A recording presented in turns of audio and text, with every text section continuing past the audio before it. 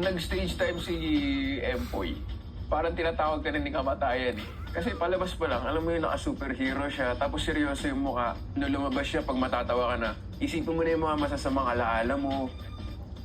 Ang hirap.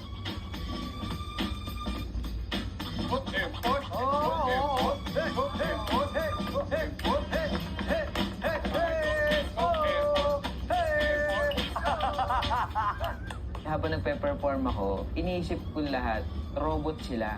Kasi pag iniisip kong ito yung mga kalabang ko, mawawala ako sa focus eh. Sorry. Wait lang. Direk, sorry. Ow, sorry. It's okay. Tubig? No, guys, no. I can't